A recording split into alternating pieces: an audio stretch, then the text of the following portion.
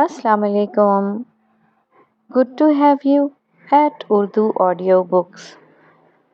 हाज़िर खिदमत है अबू याहिया का नावल खुदा बोल रहा है, एपिसोड 3। उसकी बात पूरी हुई तो वक़ार ने पीछे खड़ी नायमा को देखकर कहा, तो ये है वो परी चेहरा जिसने मेरे बेटे के दिल को चुराया था। वक़ार की बात पर नायमा मुस्कुराते शर्माते हुए उन दोनों की सिमत बढ़ी।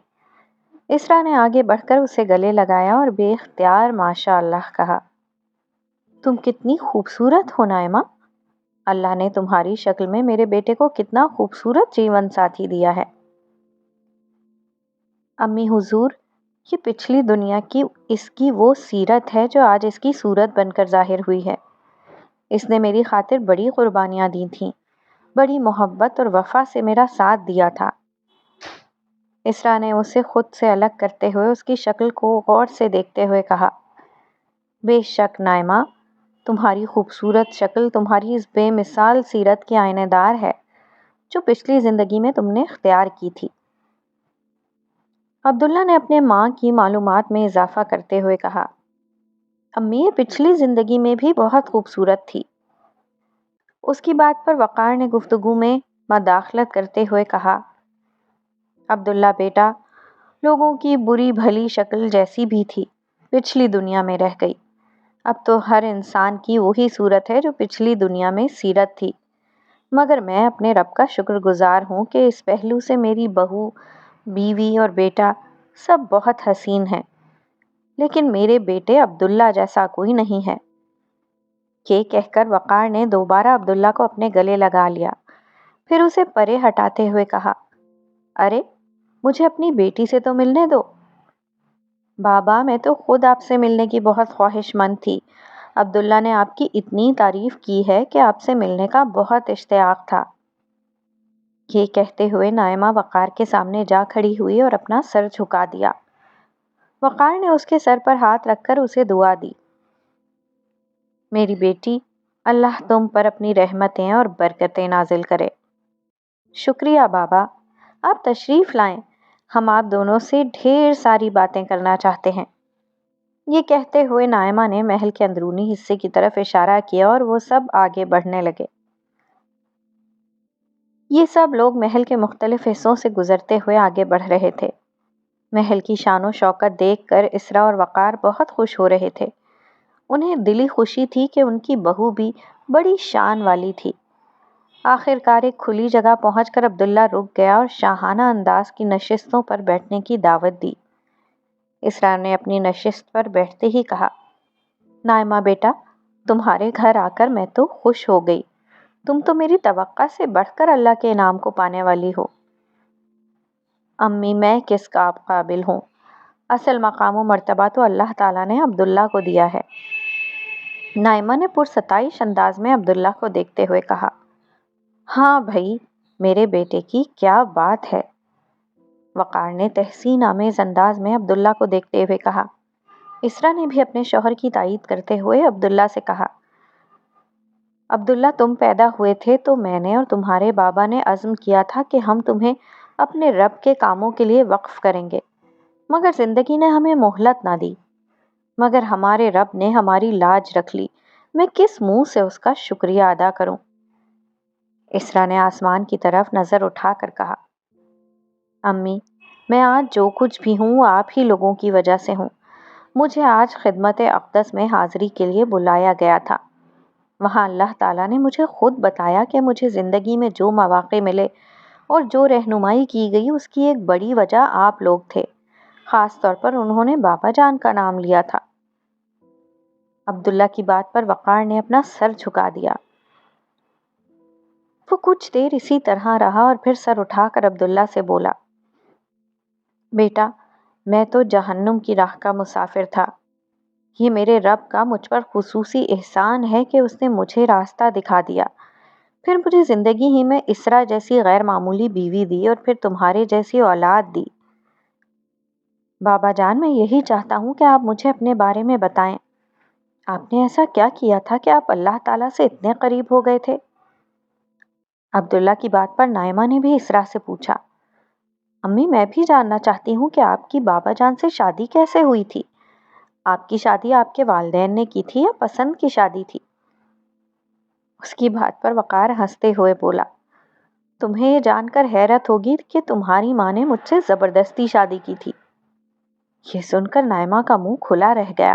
وہ حیرت سے بولی، زبردستی شادی؟ مگر یہ کیسے ہوا؟ اس کی بات پر اسرا بھی ہنسنے لگی۔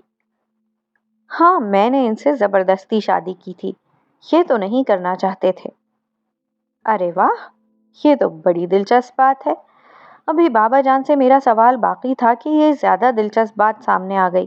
اب سمجھ میں نہیں آتا کہ پہلے کیا پوچھیں۔ میں بتاتا ہوں، ان دونوں سوالوں کا جواب آپس میں جڑا ہوا ہے۔ میں خدا سے کیسے قریب ہوا، میری زندگی کیسے بدلی اور تمہاری امی نے زبردستی مجھ سے کیسے شادی کی، میں سب کچھ بتاتا ہوں۔ لیکن بابا شروع یہاں سے کیجیے گا کہ آپ کی امی سے پہلی ملاقات کہاں اور کب ہوئی؟ نائمہ نے اپنی دلچسپی کا سوال سامنے رکھتے ہوئے کہا، چلو ٹھیک ہے، میں اپنی داستان اپنی اور اسرا کی پہلی ملاقات سے کرتا ہوں، گرچہ یہ ایک برائے نام ملاقات تھی۔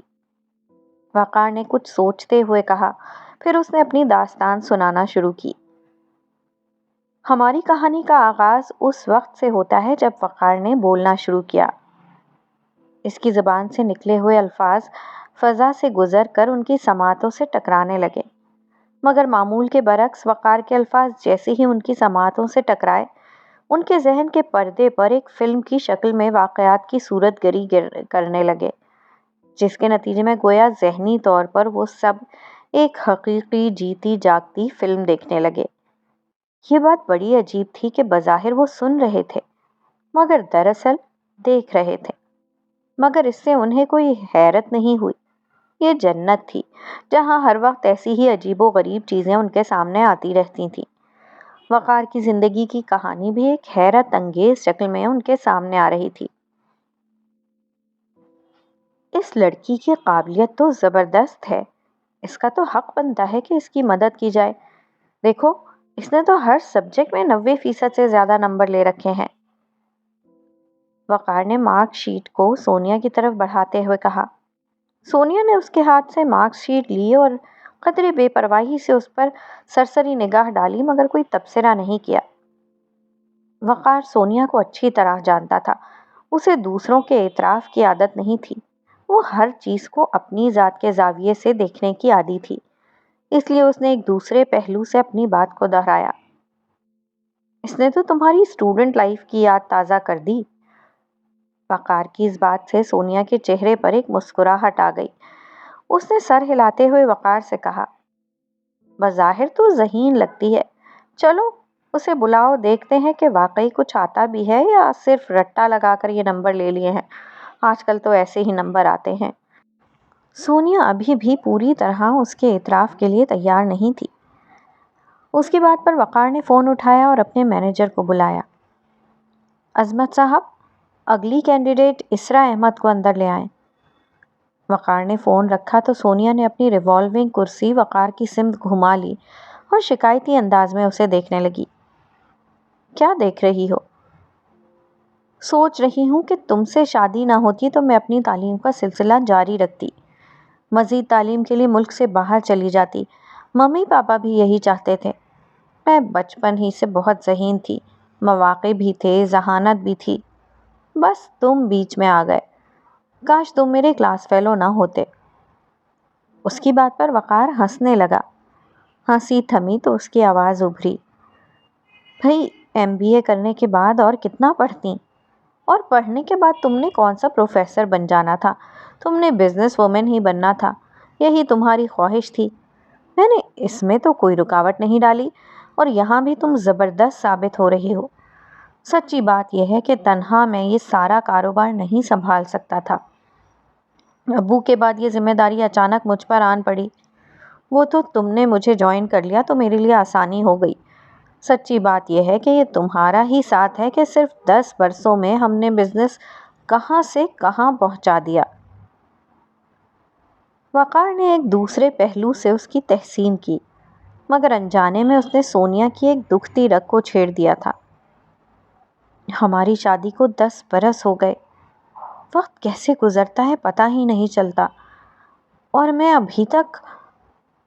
سونیا نے اپنا جملہ ادھورا چھوڑ دیا۔ اس کے چہرے پر ایک بے نام سی اداسی تھی۔ وقار نے یہ اداسی پڑھ لی اور وہ اس کی وجہ بھی جانتا تھا۔ سونیا شادی کے 10 برس بعد بھی ماں نہیں بنی تھی، بلکہ کبھی بن بھی نہیں سکتی تھی۔ اس سے قبل کہ وقار اس کو تسلی دینے کے لیے کچھ کہتا، دروازے پر دستک ہوئی اور آفس مینیجر عظمت صاحب اندر داخل ہوئے۔ ان کے پیچھے اسرا تھی، جس کا تذکرہ تھوڑی دیر قبل یہ دونوں کر رہے تھے۔ عظمت صاحب نے ایک کرسی پر بیٹھتے ہوئے اس کا تعارف کروایا۔ سر، یہ اسرا احمد ہیں۔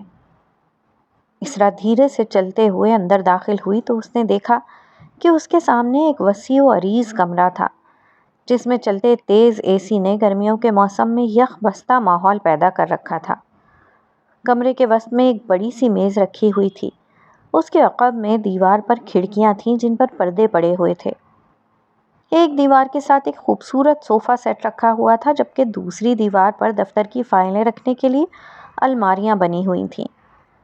فرنیچر بہت نفیس، خوبصورت اور کمرے کے مالک کے اعلیٰ ذوق کا گواہ تھا، جبکہ دبیز قالین سے اٹھتی ہوئی مہک یہ بتا رہی تھی کہ اسے حال ہی میں بچھایا گیا تھا۔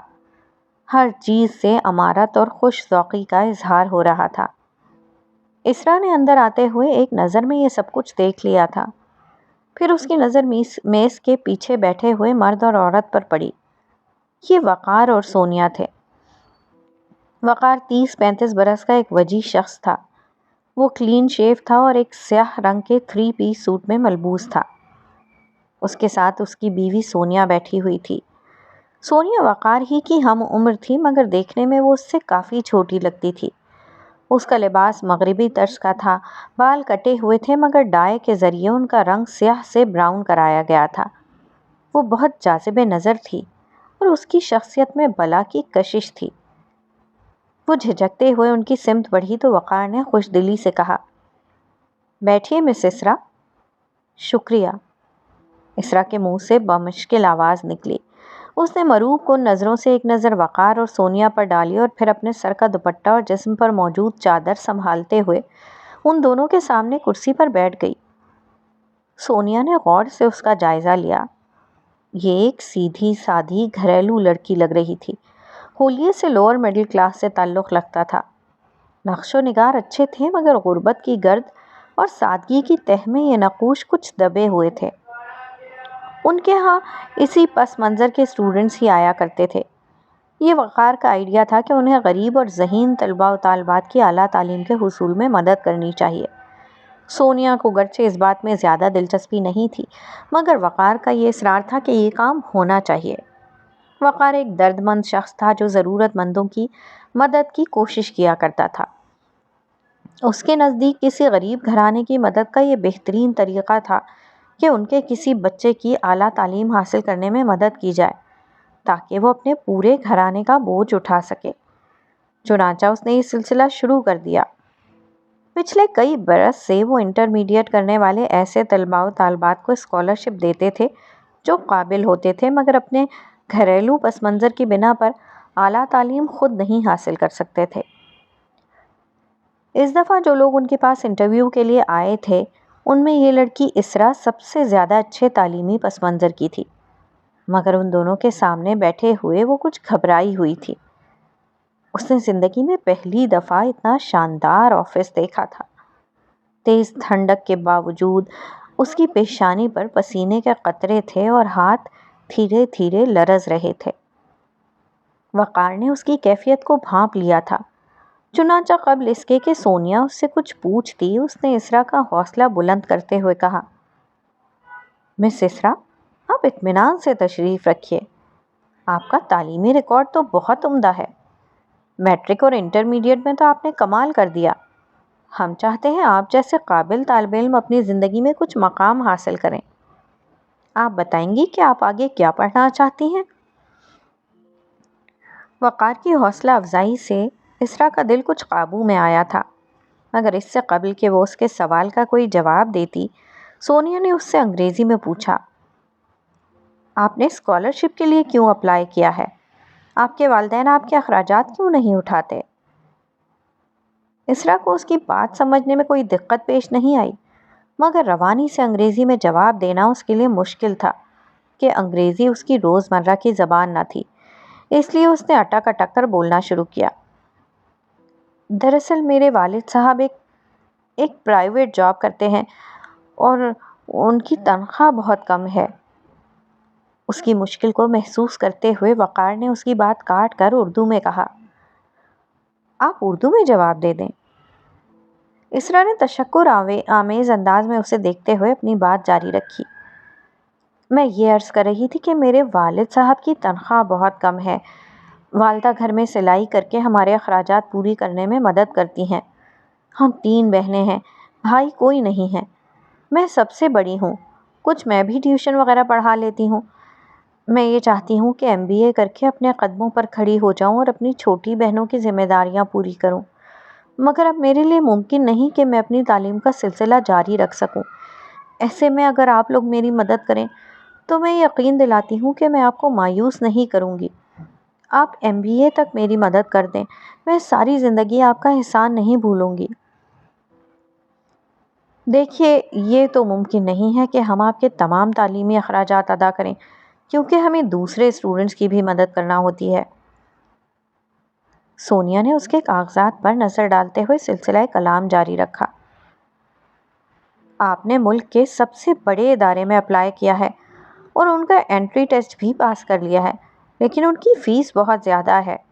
بہتر ہے کہ آپ کسی دوسرے ادارے میں داخلہ لے لیں، یا پھر کچھ فیس ہم ادا کر دیں گے اور باقی کا انتظام آپ کیجیے۔ ہم ہر سال آپ کی پرفارمنس دیکھ کر اگلے برس کی فیس کا فیصلہ کریں گے۔ سونیا نے 2 ٹوک انداز میں کہا تو اسرا کے چہرے پر مایوسی طاری ہو گئی۔ وہ دھیرے سے بولی، میم آپ ٹھیک کہہ رہی ہیں، اس کی فیس بہت زیادہ ہے، مگر دوسری جگہوں سے MBA کرنے کی زیادہ اہمیت نہیں ہے۔ تو پھر آپ BCom کر لیں، ہم اس کی مکمل فیس دے دیں گے۔ اس سے آپ کو اپنی والدہ کی مدد کرنے کا موقع بھی مل جائے گا۔ آپ سلائی کر کے ان کی مدد کر دیا کریں، باقی وقت میں بچوں کو ٹیوشن پڑھا دیا کریں۔ آپ کے گھر کے حالات بھی اس سے بہتر ہو جائیں گے۔ سونیا نے تمام حقائق کو مد نظر رکھتے ہوئے اسے یہ مشورہ دیا۔ وہ اور وقار اسی تعلیمی ادارے سے پڑھے تھے۔ وہ جانتی تھی کہ اس تعلیمی ادارے کا انٹری ٹیسٹ پاس کرنا بہت مشکل ہے۔ اسرا نے یہ کر لیا تھا، مگر اس کی فیس اتنی زیادہ تھی کہ جو بجٹ انہوں نے طلبہ کی مدد کے لیے رکھا تھا اس سے پوری نہیں کی جا سکتی تھی۔ ٹھیک ہے، میں کسی اور ادارے میں MBA کے لیے اپلائی کرتی ہوں، اسرا نے سونیا کی بات پر جواب دیا۔ اس کا چہرہ بجھ چکا تھا، مگر وہ سمجھ سکتی تھی کہ سونیا کی بات غلط نہیں ہے۔ پھر وہ تعصب آمیز لہجے میں بولی، ویسے ابھی عظمت صاحب نے میرے ڈاکیومنٹس دیکھے تو بتانے لگے کہ میم نے بھی یہیں سے MBA کیا ہے۔ میں نے سوچا تھا کہ شاید میں بھی میم سونیا جیسی بن سکوں۔ وہاں پڑھنا میری زندگی کا سب سے بڑا خواب تھا، مگر شاید یہ ممکن نہیں ہے۔ نہیں، یہ ممکن نہیں ہے۔ آپ کہیں اور اپلائی کریں اور پھر عظمت صاحب سے رابطہ کریں۔ ہم نے تو آپ کا کیس اپروو کر دیا ہے، مگر اسکالرشپ کتنی ہوگی اس کا فیصلہ بعد میں ہوگا۔ آپ جا سکتی ہیں۔ سونیا نے 2 ٹوک انداز میں کہا تو اسرا اپنی نشست سے کھڑی ہو گئی۔ مینیجر عظمت صاحب بھی اسے باہر لے جانے کے لیے اٹھنے لگے تو وقار، جو اس پوری گفتگو میں خاموش رہا تھا، ان سے مخاطب ہوا، عظمت صاحب آپ رکیے۔ اسرا خاموشی سے باہر چلی گئی۔ اس کے جانے کے بعد وقار نے عظمت صاحب سے کہا، اس لڑکی کو روکیں، ہم اس لڑکی کا کیس اسی ادارے کے لیے منظور کر رہے ہیں۔ وقار، تم یہ کیا کر رہے ہو؟ سونیا نے فوراً مداخلت کی، تم جانتے ہو کہ بجٹ اتنا نہیں ہے۔ کوئی بات نہیں، میں الگ سے ارینج کر دوں گا۔ عظمت صاحب آپ جائیے۔ عظمت صاحب باہر چلے گئے، مگر سونیا کا منہ بن چکا تھا۔ وقار کو اس کی ناراضگی کا اندازہ ہو گیا۔ وہ اسے منانے کے لیے محبت بھرے لہجے میں بولا، میری جان، مجھے اس میں تمہارا عکس نظر آیا تھا، اس لیے سوچا کہ اس کی مدد کر لیتے ہیں۔ تمہاری اس لڑکی پر نیت تو خراب نہیں ہو گئی ہے؟ تم مردوں کا ویسے بھی کوئی بھروسہ نہیں ہوتا، اچھی سے اچھی بیوی کے ہوتے ہوئے باہر کی خراب سے خراب لڑکی پر رال ٹپکنے لگتی ہے۔ یہ کہتے ہوئے سونیا کے لہجے میں غصہ تھا۔ اسے واقعی اس لڑکی کی اس طرح مدد کرنے کا یہ فیصلہ پسند نہیں آیا تھا۔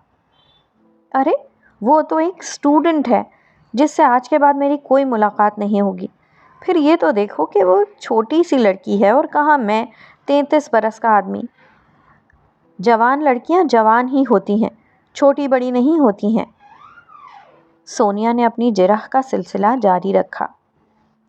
وہ ماں نہ بننے کی وجہ سے ایک نوعیت کے احساس کمتری اور عدم تحفظ کا بھی شکار تھی۔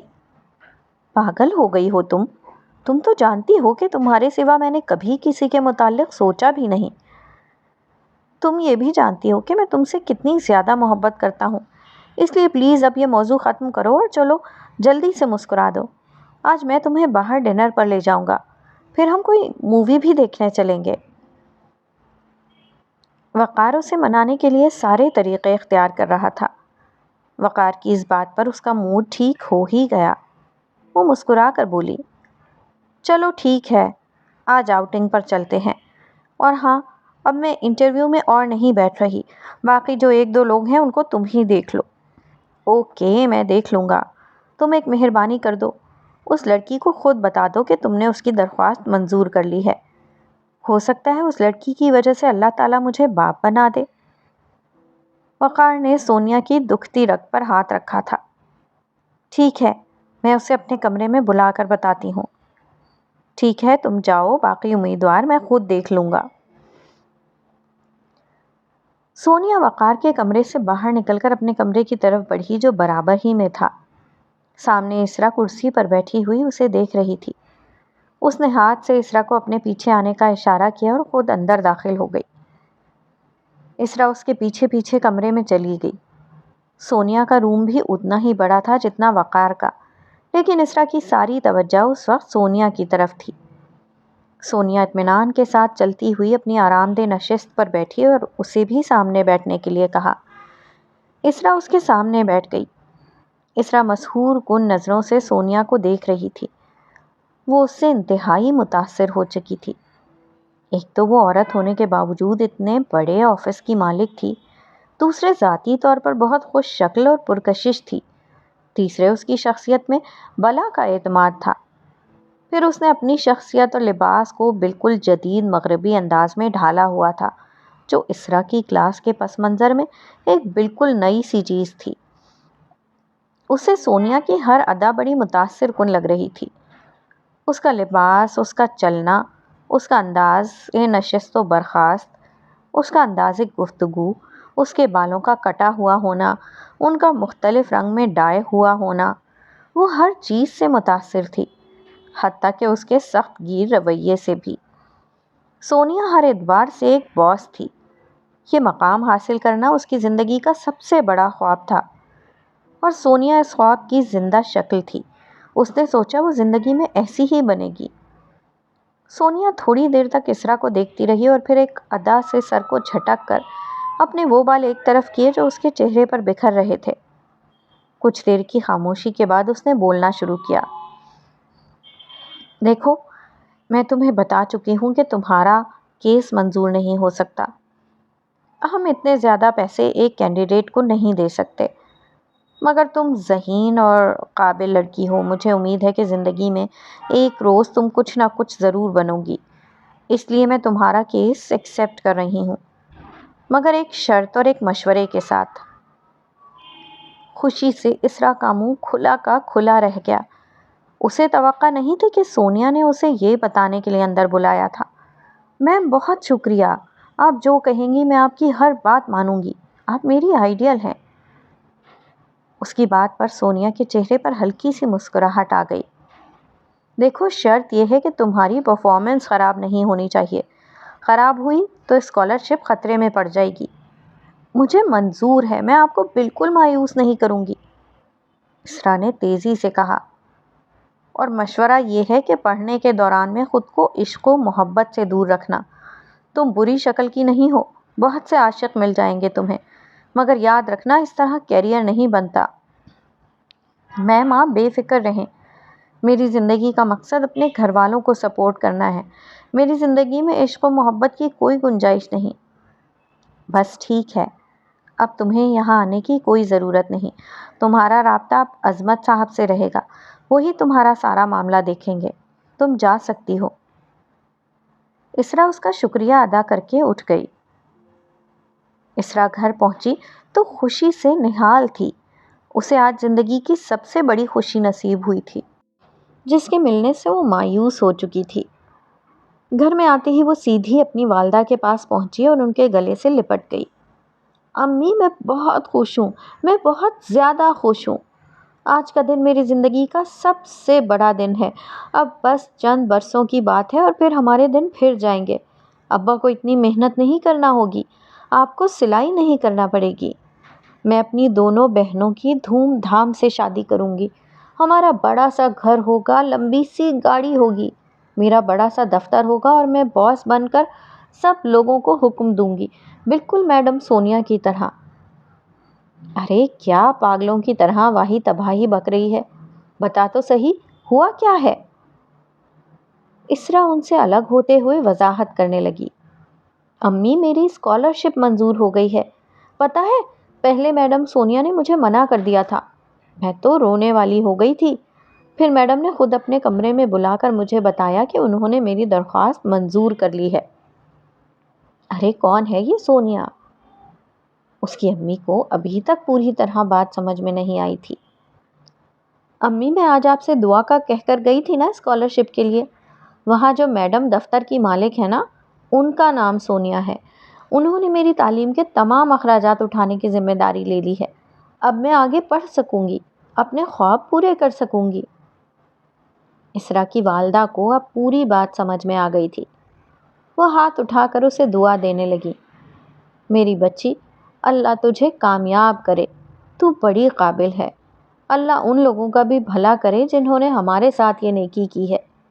یہاں کون کسی کے کام آتا ہے؟ اللہ انہیں دنیا اور آخرت کی بھلائی دے۔ الہی ان کی اولاد کو نیک بنا۔ الہی میری بچی پر بھی رحم اور کرم فرما، اسے بھی دنیا اور آخرت میں کامیاب کر۔ ان کی دعائیں ختم نہیں ہو رہی تھیں۔ اسرا نے ان کے پاس سے اٹھتے ہوئے کہا، ابا آئیں گے تو میں ان کو بھی خوشی کی یہ خبر سناؤں گی۔ ہاں بیٹا، وہ بڑی خوشی سے سنیں گے۔ انہیں بڑا قلق تھا کہ ان کا کوئی بیٹا نہیں ہے، تو انہیں بتانا کہ تو بیٹے سے بھی بڑھ کر ان کا سہارا بنے گی۔ ہاں امی، اب سب ٹھیک ہو جائے گا، ہمارے دن پھر جائیں گے۔ بس تھوڑا سا انتظار اور کر لیں، مجھے اپنی منزل سامنے نظر آ رہی ہے۔ اس کی والدہ نے اس بات میں گردن ہلاتے ہوئے کہا، ہاں بیٹا، مگر اس خوشی کے موقع پر اللہ کو ضرور یاد کر لو، شکرانے کے نفل پڑھو۔ ہاں امی، میں شکرانے کے نفل پڑھوں گی، یہ سب اللہ کی مہربانی ہے۔ بابا جان، امی آپ کی دوسری بیوی ہیں؟ یہ بات تو آپ نے مجھے نہیں بتائی تھی۔ وقار ابھی یہیں تک پہنچا تھا کہ عبداللہ نے بیچ میں مداخلت کرتے ہوئے کہا، اور اس پر آپ سے عمر میں اتنی چھوٹی تھیں، یہ تو بڑی عجیب بات ہے۔ نائمہ نے عبداللہ کی بات میں اضافہ کرتے ہوئے کہا، میری داستان کوئی عام داستان نہیں ہے۔ وقار نے ان دونوں کی طرف دیکھتے ہوئے کہا۔ وہ رکا تو اسرا نے اس بات میں مزید اضافہ کرتے ہوئے کہا، بیٹا، ہم دونوں کی داستان ہی کوئی عام داستان نہیں ہے، ہماری کہانی بڑی مختلف کہانی ہے، اتنی مختلف کہ تم سوچ بھی نہیں سکتے۔ ابھی تو آغاز ہوا ہے، سنتے جاؤ۔ عبداللہ نے اس کی بات پر اس بات میں گردن ہلاتے ہوئے وقار سے ایک سوال کیا، بابا جان، میری پہلی امی کہاں ہیں؟ اس کے سوال پر وقار خاموش ہو گیا، پھر کچھ دیر بعد پرتعسف انداز میں کہا، عبداللہ میرے بیٹے، جو کچھ قیامت کے دن ہوا اور جو کچھ تب سے آج تک ہو رہا ہے، کاش لوگ یہ سب کچھ ہوتا ہوا پچھلی زندگی ہی میں دیکھ لیتے، تو شاید آج ہر شخص جنت ہی میں ہوتا۔ تمہاری پہلی ماں سونیا بھی جنت میں ہوتی۔